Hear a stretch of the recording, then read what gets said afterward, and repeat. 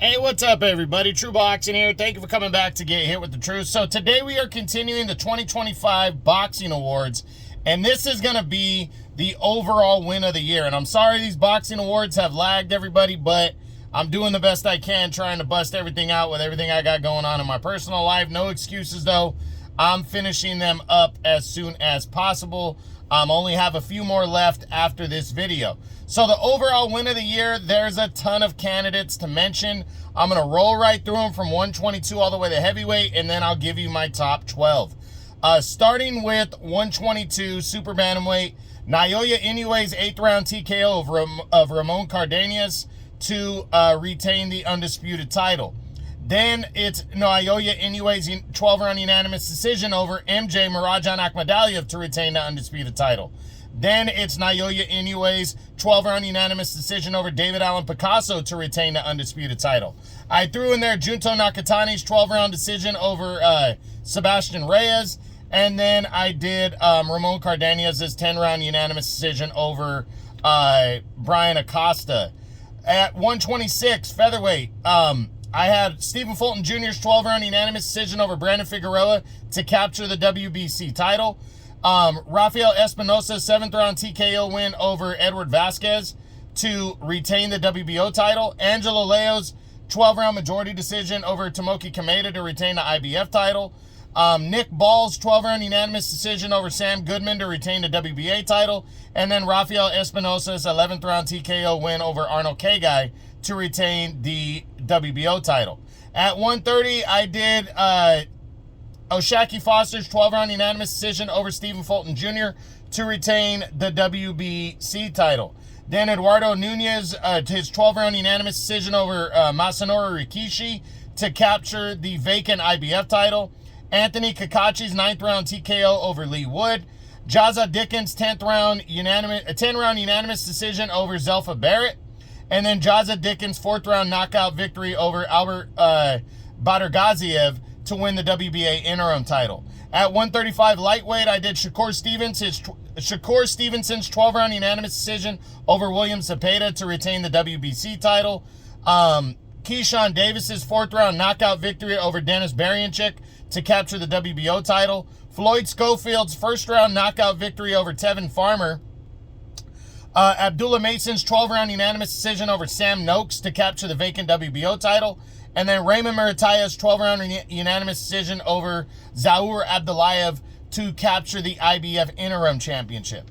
At 140, I had Teofimo Lopez's 12-round unanimous decision over Arnold Barbosa Jr. to retain the WBO title. Subriel Matias's 12-round majority decision over Alberto Puello to capture the WBC title. Gary Antoine Russell's 12-round unanimous decision over Jose Valenzuela to capture the WBA title.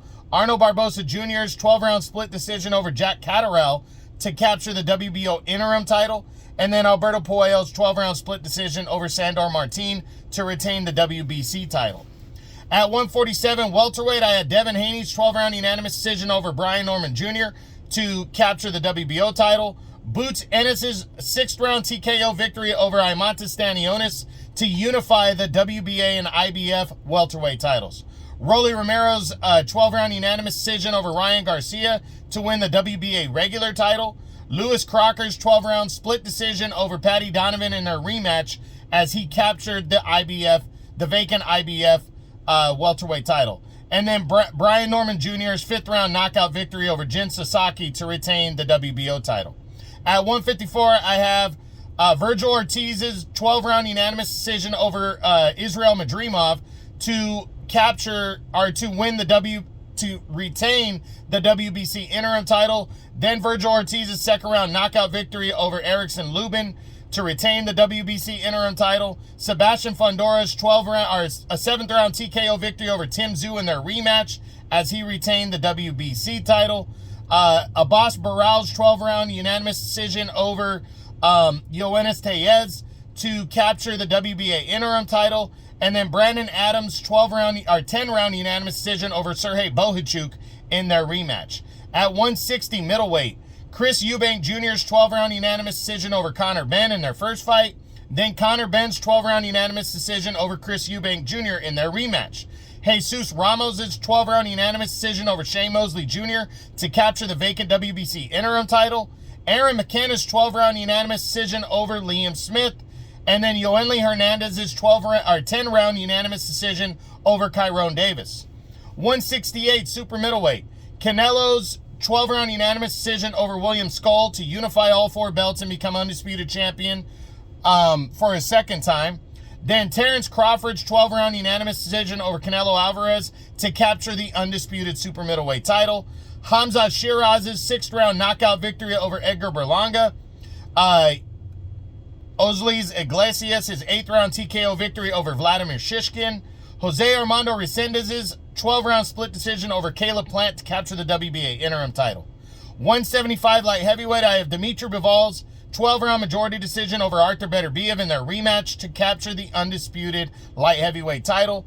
David Benavidez's 12-round unanimous decision over David Morrell Jr. as he retained the WBC interim title and captured the WBA regular title in that process. Then David Benavidez's 7th-round TKO victory over Anthony Yard to retain the WBC title.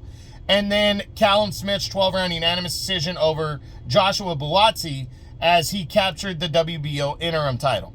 At 200 cruiserweight, I had Jai Opetaya's 4th-round knockout over David Nayika to retain the IBF title. Jai Opetaya's 8th-round knockout victory over Hussein Sin-Cara to retain the IBF title. Gilberto Ramirez's 12-round unanimous decision over Junior Dorticos to retain the WBO and WBA unified title. Noel Mikhailian's 12-round unanimous decision over Badu Jack in their rematch to regain the WBC title.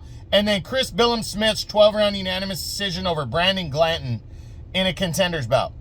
And then at heavyweight, the 5 best wins I have Alexander Usyk's 5th-round knockout victory over Daniel Dubois to unify all 4 belts and become a 2-time undisputed heavyweight champ.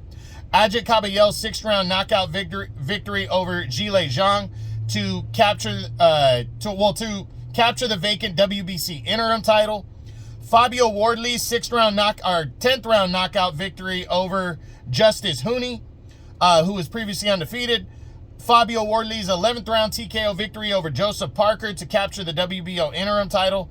And then Marat Gassiev's knockout, I think it was a 6th-round knockout victory over Kubrat Pulev to capture the WBA regular championship.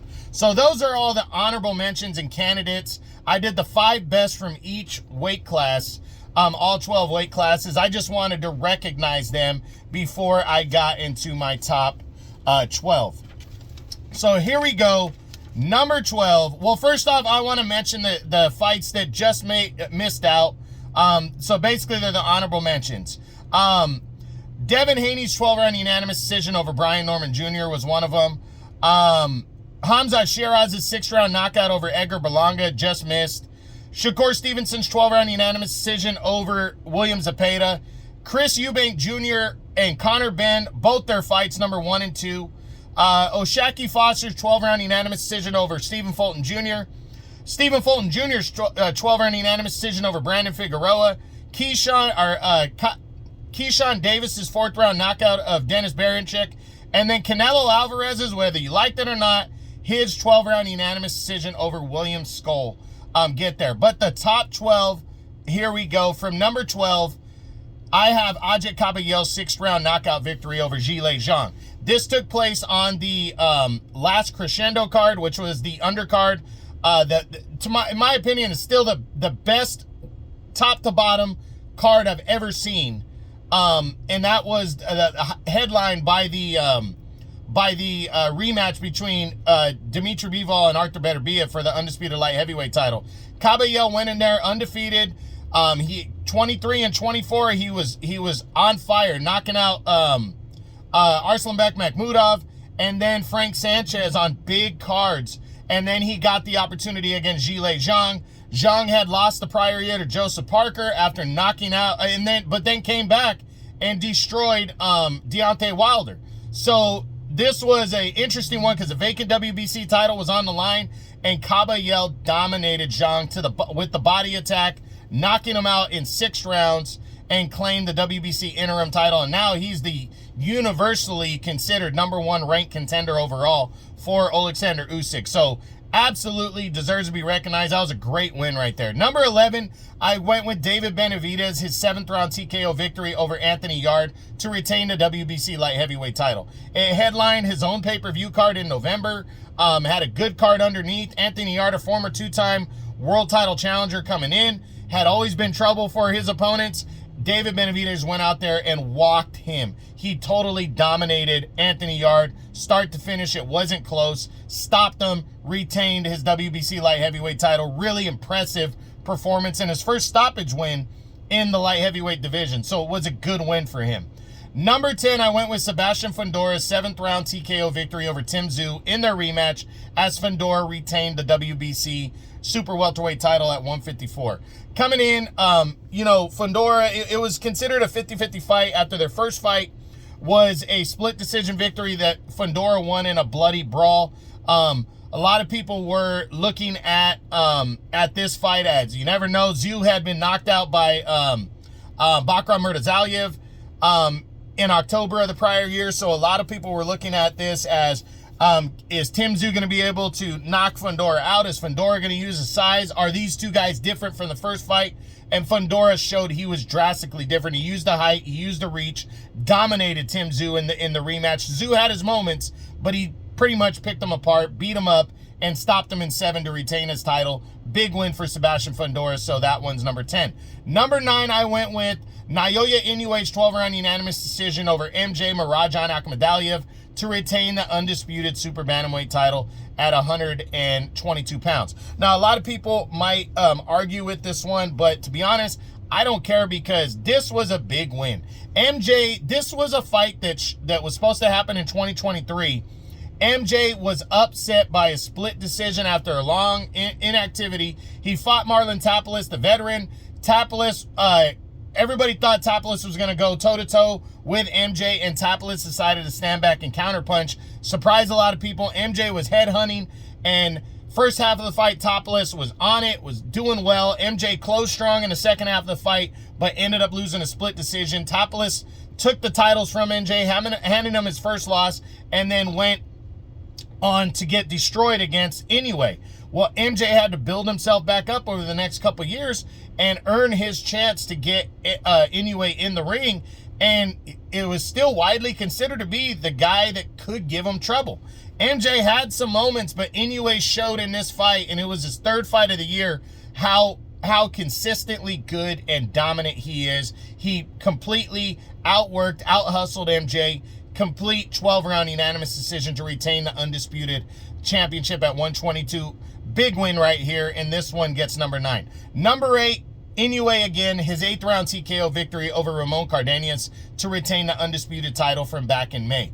Inoue coming into this one had picked Cardenas based on Cardenas' victory over Brian Acosta in February, and nobody really was giving Cardenas much of a chance here against Inoue, and Cardenas caught him early, but a lot of people thought it was going to be similar to when Luis Nery the year before had put Inoue down in the first round, and Inoue went out there and just fucking washed Nery the remainder of the fight, destroyed him.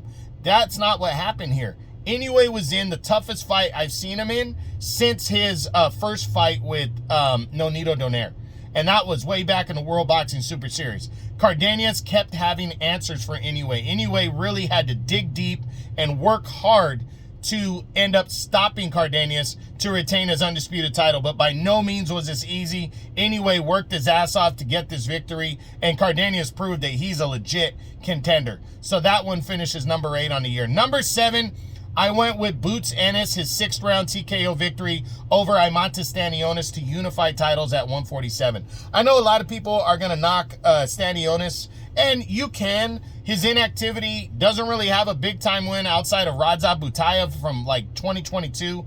But he was an undefeated welterweight champ and a legitimate champion.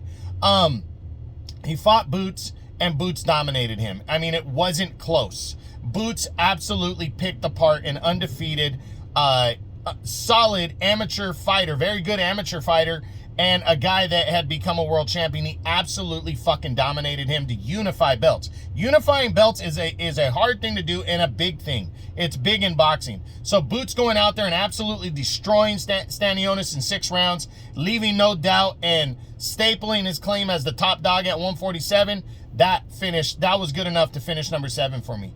Number 6, I went with Vergil Ortiz Jr.'s 12-round unanimous decision over Israel Madrimov to become the to retain the WBC interim title at 154.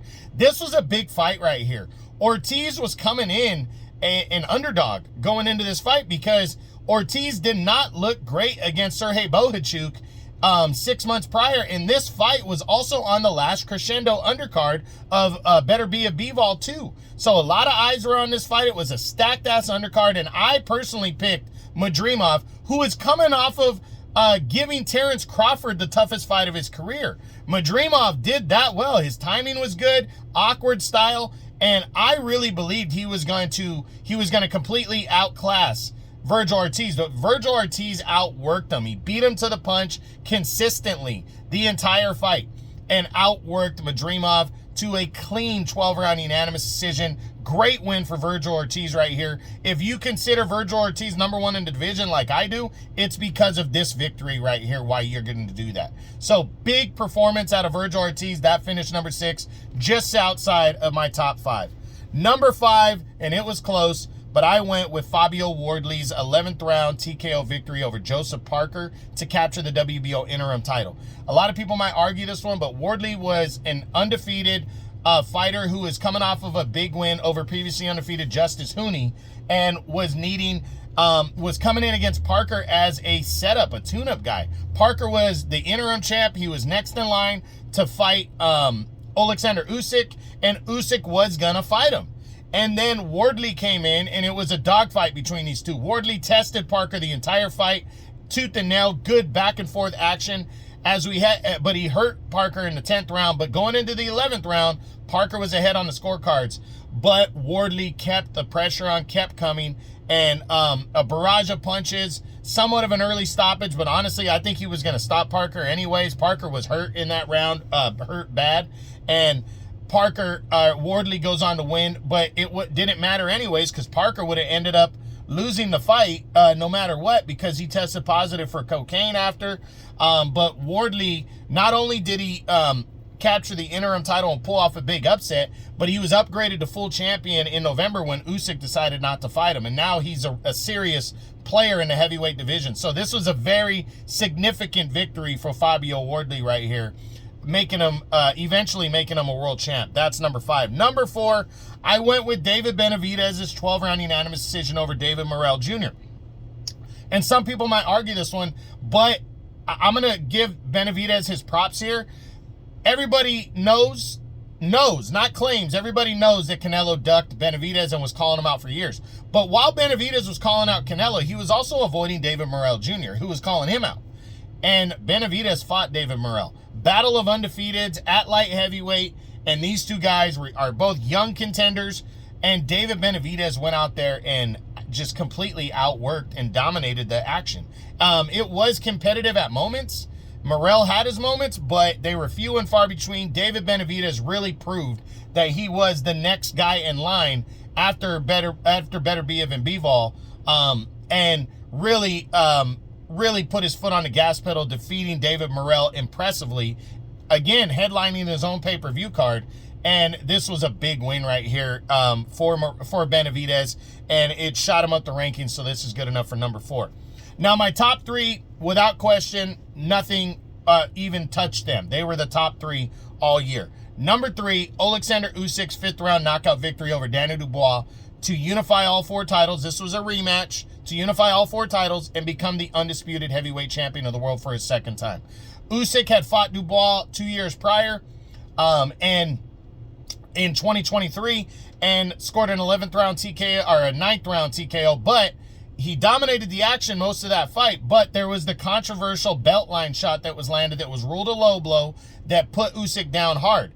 I personally thought it was a clean shot, but it was one of those shots that whatever you call it, you can't overturn the call because it was that close on the belt line. So with that controversy, and then with Dubois, how much better he got, defeating Jarrell Big Baby Miller, Daniel Dubois, upsetting Filip Hrgovic, and then destroying and upsetting Anthony Joshua to become the IBF champ. Dubois had put himself and made himself the #2 heavyweight in the world after Tyson Fury retired, after Usyk became undisputed, defeating Fury twice. So coming into the rematch, it was, is Usyk going to leave no doubt, or is Daniel Dubois going to prove that he's better and Usyk,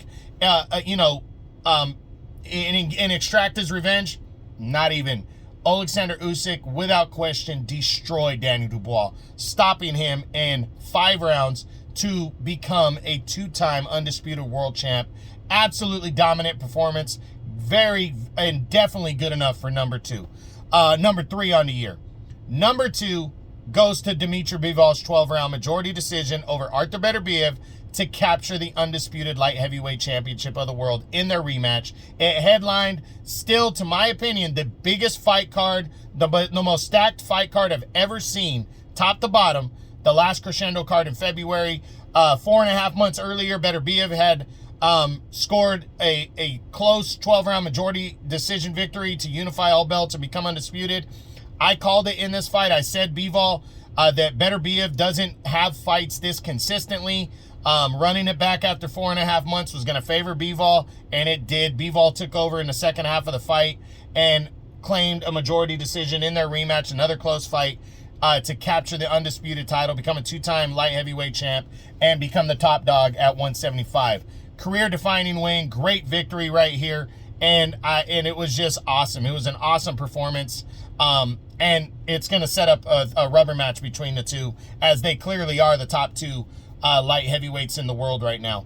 But #1, without question, the overall best win of the year in 2025, there's no doubt, it's Terence Crawford's 12-round unanimous decision over Canelo Alvarez to become the undisputed super middleweight champion of the world. Crawford not only made history and become a 3-division undisputed world champion, and a 4-division world champion overall, but to, or 5-division, but to move up essentially 3 weight classes. He only fought 1 fight in between 147 and 168, and that was against Israel Madrimov. He essentially moved up 2 weight classes between the fights, but 3 weight classes in reality, with only 1 fight in between at 154 against Canelo Alvarez, who had just regained the undisputed title at 168 and had been pretty much the dominant champion there since the year 2021, when he unified all the belts and become undisputed the first time. So for Crawford to come in and outbox and cleanly defeat Canelo Alvarez in this fight, it was just history-making shit, and it was beautiful. It really was a great performance, and it was a career-defining victory, stapling a claim of a outstanding Hall of Fame career that Crawford had. Canelo is a very good operator, no matter how good or bad you think he is overall. He is one of the greatest fighters of all time, top 20, top 10 to top 20 level type fighter in terms of what he's accomplished. And he was the naturally bigger guy, and Crawford went in and completely dominated him. That should tell you right there how good Terence Crawford is in his career. But that is it. That is my overall best win of the year in 2025. The win of the year, title, non-title, doesn't matter. It's Terence Crawford's 12-round unanimous decision over Canelo Alvarez. As my 2025 boxing awards continue, I hope you enjoyed the video. This is True Boxing. You've been hit with the truth.